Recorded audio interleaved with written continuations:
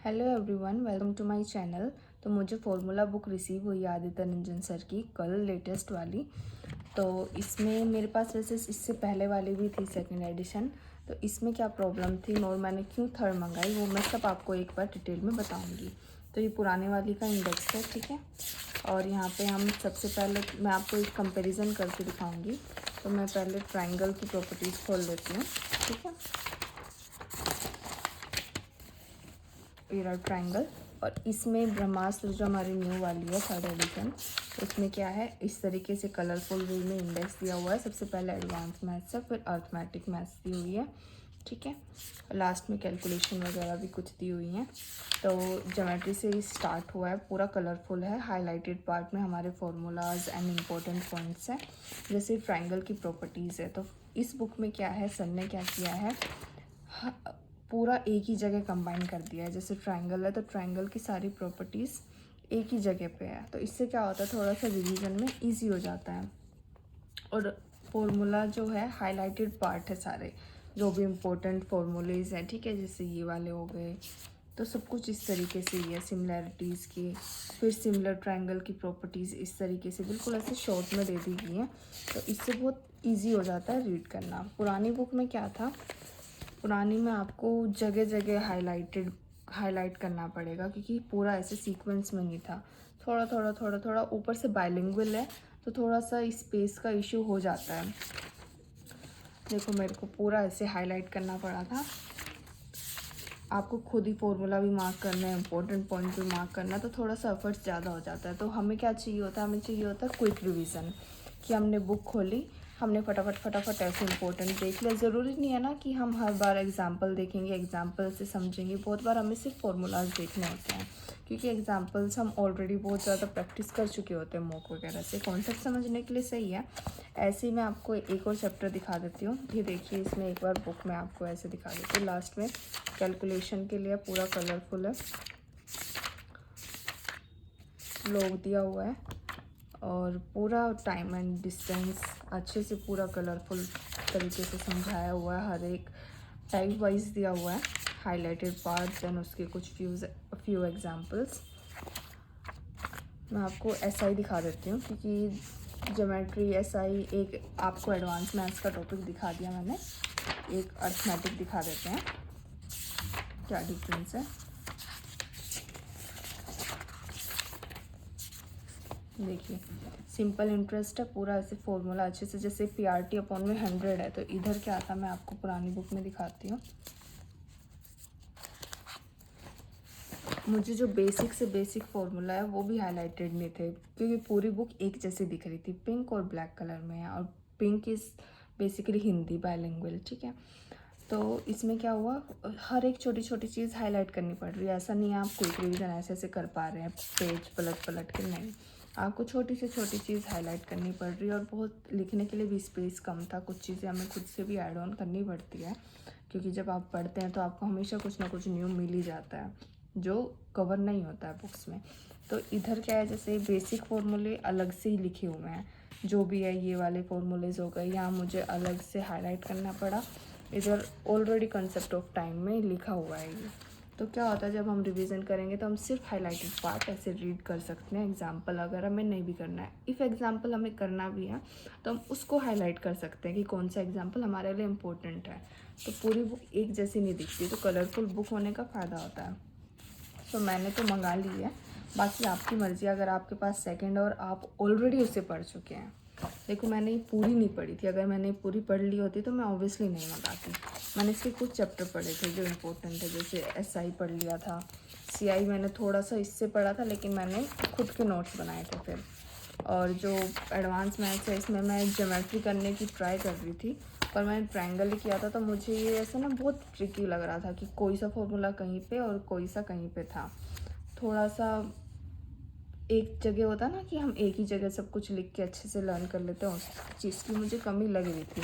तो अब आ भी गई बुक, और ऊपर से 170 के लगभग मुझे पड़ रही थी, तो इतना तो हम वैसे भी खर्च करते थे, तो मैंने तो इसलिए मंगा ली। पर आपकी अपनी नीड के ऊपर है। लेकिन हाँ, आप सिर्फ फॉर्मूला बुक पर निर्भर रहे ये मैं नहीं कहूँगी। जैसे मैंने अपने खुद के सेल्फ नोट्स भी बनाए हुए हैं, ये मेरी दोनों अर्थमेटिक के नोट्स हैं, क्योंकि ओबियसली अर्थमेटिक में थोड़ा क्वेश्चंस भी लिखने पड़ जाते हैं। तो जैसे कि मैंने परसेंटेज के बनाए थे, बहुत घिचमिच नोट है, क्योंकि पहले मैंने सिर्फ फॉर्मूलेज इंपॉर्टेंट लिखे थे, लेकिन फिर मैंने जो भी मुझे वहाँ से कन्फ्यूज़न होने लग गया क्वेश्चन अटैम्प्ट करते टाइम, मैंने वो भी छोटी से छोटी चीज़ नोट डाउन करी है, जिस भी चीज़ में मुझे कन्फ्यूज़न हो रहा था। जैसे कुछ जगह की भी कमी थी ना, क्योंकि मैं ऑलरेडी इंपॉर्टेंट फॉर्मूले के नोट्स बना चुकी थी, तो मैंने कहीं पे भी ऐसे एरो डाल के नोट्स बनाए हैं। तो इस तरीके से मैंने अपने अर्थमेटिक के नोट्स बनाए हुए हैं। ये SI के हैं। देखो मैंने छोटी से छोटी चीज़ पता नहीं कैसे घिचमिच करके पूरा ऐसे लिखा हुआ है। तो ये मेरे अर्थमेटिक की एक नोटबुक ऑब्वियसली इनफ नहीं हुई, अभी इसमें थोड़ा सा और रहता है। फिर ये है हमारे दूसरी नोटबुक, टाइम एंड डिस्टेंस, और ये चल रहा है अभी भी काम इसमें, क्योंकि मैं इसमें इम्पोर्टेंट क्वेश्चंस कर लेना चाह रही हूँ। क्योंकि मैंने क्या किया था, अभी ना मैंने नोट्स बनाए हुए थे, तो उसकी काफ़ी सारी नोटबुक हो गई थी। उसमें मैंने स्टार्टिंग में जब आप पढ़ते हैं तो हर एक क्वेश्चन नोट डाउन कर लेते हैं, तो मैंने उसमें वही चीज़ करी हुई थी। लेकिन अब थोड़ा प्रैक्टिस करने के बाद हमें समझ में आ जाता है हमें कहाँ कन्फ्यूज़न है और कौन सी चीज़ बहुत ही बेसिक है जो हमें नोट्स में लिखने की ज़रूरत नहीं है। तो मैं उस तरीके से अपने शॉर्ट नोट्स बना रही हूँ जो बिल्कुल 1-2 घंटे में भी रिवाइज हो सके। तो ये मेरे अर्थमेटिक के नोट्स हैं। इन्हीं 2 नोटबुक में मैं पूरा कंप्लीट इसको कर दूंगी। जो भी मेरे थोड़े बहुत चैप्टर रह रखे हैं, प्रोबेबिलिटी वगैरह, वो इनमें आ जाएंगे इम्पोर्टेंट लिख के। ये मेरी एडवांस मैथ्स की है, इसमें ज्योमेट्री और मेंसुरेशन मैंने अभी नहीं ऐड ऑन किया है, इसलिए मैंने फॉर्मूला बुक मंगाई है, क्योंकि मैं ज्योमेट्री उसमें करना चाह रही हूँ, क्योंकि ज्योमेट्री का काफ़ी ज़्यादा हो जाता है। लेकिन मैंने बाकी अलजेब्रा हो गया, ट्रिगो हो गया, height and distance, number system के नोट्स, ये मैंने अपने एडवांस मैथ्स के नोट्स बनाए हुए हैं अच्छे से प्रॉपर तरीके से, कि मैं इसको क्विकली भी रिवाइज़ करूँ तो मुझे हो जाते हैं, मेरी एक दिन में ही रिवाइज़ हो जाता है। और मैंने इसमें मोस्टली हर एक चीज़ इंक्लूड करी हुई है, हर एक क्वेश्चन जो मुझे फंसा है कभी ना कभी, और उससे रिलेटेड फॉर्मूला एडवांस। फिर भी मैंने फॉर्मूला बुक मंगाई है, क्योंकि अगर मुझे इससे 3-4 क्वेश्चन की भी हेल्प मिलती है तो वाई नॉट। 170 में हम कॉम्पिटिटिव एग्ज़ाम में, और एक क्वेश्चन हमारे लिए इम्पोर्टेंट है, तो इसके हाईलाइटेड पार्ट देखना आसान हो जाता है, फॉर्मूले देखना आसान हो जाता है। मैं एक बार आपको कंप्लीट बुक ऐसे ही दिखा देती हूँ।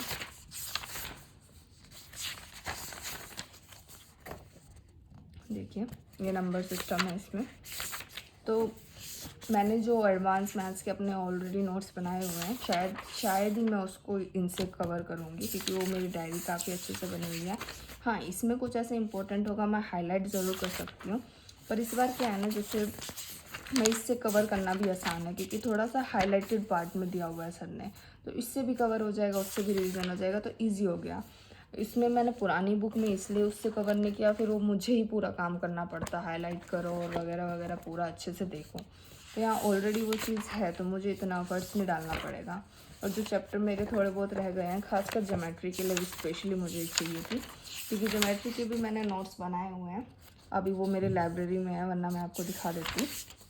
लेकिन वो रजिस्टर है प्रॉपर, उसमें हर एक क्वेश्चन मैंने इंक्लूड किया हुआ है, क्योंकि ज्योमेट्री के क्वेश्चन में भी हम एक कॉन्सेप्ट हमारा ऐड ऑन हो जाता है, तो इसलिए मेरे को ये चाहिए थी, क्योंकि इसमें क्वेश्चन में जो कॉन्सेप्ट ऐड ऑन होगा, क्योंकि सिर्फ फॉर्मूले से काम नहीं चलता है, तो वो यहाँ से कवर हो जाएगा। और जो मेरे नोट्स हैं उनमें से अगर मुझे यहाँ पे कुछ ऐड ऑन करना होगा, मैं यहीं पे कर लूँगी, तो मेरा इतने से ही पूरा मैथ्स कवर हो जाएगा, मेरा ये टारगेट है। मैं आपको भी रिकमेंड करूँगी कि आप भी अपनी एक सेपरेट फार्मूला नोटबुक ज़रूर बनाइए और इससे हेल्प लीजिए। लेकिन अगर आप सिर्फ इसमें कर सकते हैं, अगर आप बिगनर हैं, ये चीज़ें मैं किन के लिए कह रही हूँ, जो ऑलरेडी रिपीटर्स हैं, 1-2 साल उनको हो गए हैं तैयारी करते हुए, तो उन्होंने कुछ ना कुछ पढ़ा होगा, तो वो ये चीज़ कर सकते हैं। लेकिन अगर आप बिल्कुल ही बिगनर हैं, आप स्टार्ट ही कर रहे हैं, तो ऑब्वियसली आपको भी हर एक चीज़ इंपॉर्टेंट लगेगी। तो अभी मैं रिकमेंड नहीं करूँगी आप शॉर्ट नोट्स बनाएं इस तरीके से नोटबुक में। अभी मैं रिकमेंड करूँगी आप ब्रह्मास्त्र फार्मूला बुक ही यूज़ करें, और इसमें इम्पोर्टेंट चीज़ अपनी हाईलाइट कर लें और फॉर्मूले रिवाइज कर लें। जब आप सेकंड या थर्ड रिवीजन लेंगे, अगर आपको नीड फील होती है शॉर्ट नोट्स के अलग से, तो ही बनाना, वरना टाइम वेस्ट मत कीजिएगा। मेरे ख्याल से आपको नीड नहीं फील होगी। मैं ऑलरेडी, मेरे को इंपॉर्टेंट क्वेश्चंस कुछ अपनी तरफ से लिखने होते थे, इसलिए मैंने वो बनाई है। हाँ, आप एक काम कर सकते हैं कि formula notebook sorry, formula book आप ये फॉलो कीजिए, लेकिन क्वेश्चंस जो है आप इम्पोर्टेंट जो आपके आ जाते हैं अगर किसी कॉन्सेप्ट में, किसी चैप्टर में, तो वो आप ज़रूर एक अलग से सेपरेट नोटबुक बना के उसमें लिख लीजिए। मैथ्स की यही स्ट्रेटजी होती है कि आप वीडियो लेक्चर्स देखो, उससे अपने शॉर्ट नोट्स देख लो। शॉर्ट नोट्स इसमें भी आप कवर कर सकते हो। ऑब्वियसली शॉर्ट नोट्स का मतलब है जो आप रिवीजन कर सको, तो आप चाहे वो पेपर पे लिखो, ये एक फॉर्मूला बुक में कर लो या एक नोटबुक बना लो, तो आप वो कवर कीजिए। हर एक क्वेश्चन नोट डाउन करने की नीड नहीं होती है, वो सिर्फ टाइम वेस्ट होता है। आप वीडियो लेक्चर के साथ प्रैक्टिस ज़रूर कर सकते हैं, ठीक है। तो उसके बाद आप क्या करिए, जब आपका वीडियो लेक्चर कंप्लीट हो जाए, शॉर्ट नोट्स उसके बन जाए, फिर आप क्वेश्चन की प्रैक्टिस कीजिए। आप उसके लिए किरण यूज़ कर सकते हैं या फिर सर की कोई प्रैक्टिस बुक आती है, सीजल वॉरियर आती है और एक और आती है ज़्यादा क्वेश्चंस की, तो वो आप कर सकते हैं। मैं मतलब आपको रिकमेंड करूँगी सबसे पहले आप छोटे टारगेट वाली बुक लें जिसमें 60, 70 या 100 क्वेश्चन तक हो, ताकि आपको पता चल जाए कि हाँ मेरा चैप्टर कंप्लीट हो गया है। ऐसा ना हो आप डायरेक्ट किरण उठा रहे हैं और उसमें 300-400 क्वेश्चन है, तो आपका एक चैप्टर ही बहुत लेंथी खींच जा रहा है और वो कंप्लीट ही नहीं हो रहा है। वो प्रैक्टिस के लिए, एक्स्ट्रा प्रैक्टिस के लिए, तो उसको आप बाद में करिए। तो पहले आप एक छोटी कोई टारगेट बुक ले लीजिए, या तो आपको प्रैक्टिस शीट मिलती है आप उसको कवर कीजिए, जिस भी टीचर से आप पढ़ रहे हैं। मैं आदित्य सर से पढ़ रही हूँ तो मैं ऑब्वियसली इन्हीं का बता रही हूँ, क्योंकि मेरा मानना ही है आप एक टीचर को फॉलो की, सभी टीचर अच्छे हैं, तो आप किसी भी टीचर को फॉलो करें जो प्रैक्टिस शीट या बुक वो प्रोवाइड करते हैं, आप वो कीजिए और फिर उसकी प्रैक्टिस कीजिए। यही स्ट्रेटजी है मैथ्स की। आप में से बहुत लोगों ने कमेंट में पूछा भी था। और भी डिटेल में अगर आपको क्वेश्चंस है कि भाई मैथ्स की स्ट्रेटजी बिल्कुल ही डिटेल से बताओ, किस तरीके से कौन से चैप्टर को पढ़ना है, तो वो भी मैं ज़रूर बता दूँगी। बस आज के लिए इतना ही है, आपके ऊपर है आपको ये मंगानी है या नहीं। वर्थ इट लगी मुझे, क्योंकि इतने कम पैसों में ऑब्वियसली हेल्प ही मिलती है हमें पढ़ाई में। तो या that's all for today. Thank you, मिलते हैं नेक्स्ट वीडियो में। आपको वीडियो पसंद आई हो तो लाइक और चैनल को सब्सक्राइब ज़रूर कीजिएगा और कमेंट सेक्शन में ज़रूर बताइएगा अगली वीडियो आपको किस चीज़ की देखनी है या क्या आपको डाउट है। Thank you, take care.